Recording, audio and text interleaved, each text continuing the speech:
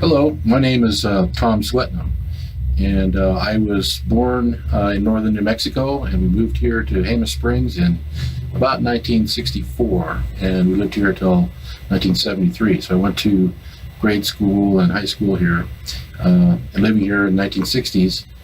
My dad was the forest ranger, district ranger here, and my mom, Grace, she was very active in the community and helped start the library here and was involved in lots of other things with the village.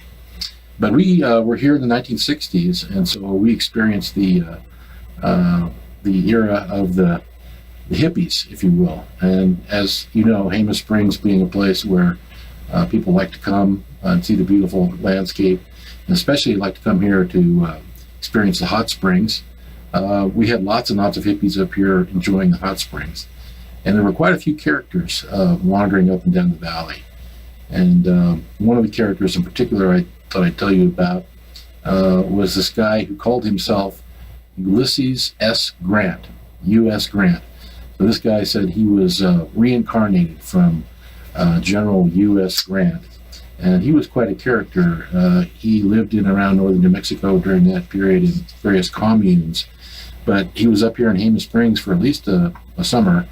And I remember him riding up and down here in the village on a white horse, and a couple of his lady friends would be walking behind him. And this guy, as I said, was quite a character. He later on ran for governor of New Mexico.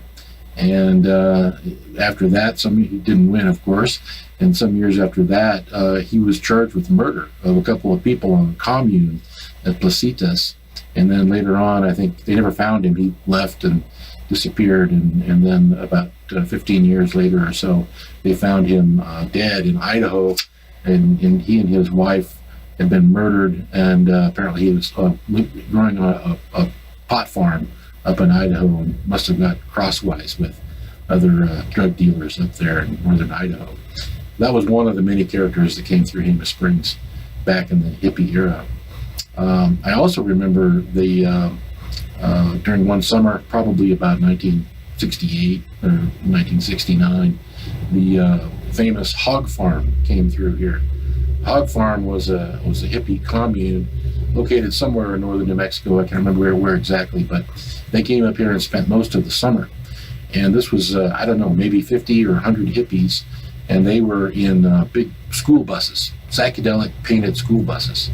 And they would go up and down the road here, and they were a bit of a problem for the Forest Service and local folks because they loved the hot springs, and they ended up camping out and living at the hot springs, especially up at Spence Springs right up above Battleship Rock, and then the other spring we used to call Thompson Spring up on the East Fork. They just moved in camping there, and a lot of the local people were very upset about that, that the hippies had taken over the hot springs. For various reasons. People didn't feel like they could go up there anymore. For one thing, there were all these naked people around. And my father was a district ranger, and so he had to deal with that. And it was kind of funny. I remember years later my dad telling the story of how he set up a schedule where some days of the week people could go in naked and be in the hot springs naked, and some days of the week they had to be clothed. So there was a schedule set up at that time, and that sort of resolved the problem for a while. And when my dad would tell the story, he would bring out a cartoon that appeared in the either the Albuquerque Journal or the Albuquerque Tribune that showed this sort of a stick figures of naked people up on the hillside, and then there was the forest ranger over here on this side, and you could see the forest rangers looking through a pair of binoculars, and at the end of the binoculars where his eyeballs were popping out as he was looking at the naked hippie chicks on the side of the mountain. And then over on his shirt there was a name that said Ranger Swetnam. My dad was Ranger Fred Swetnam, and they called him Ranger Swetnam in that old cartoon. I wish I still had a copy of that, but I don't, of that old cartoon. But it was interesting growing up here in those days with hippies moving up and down the valley. Lots of interesting people have always come to Jemez Valley over the years. Thank you.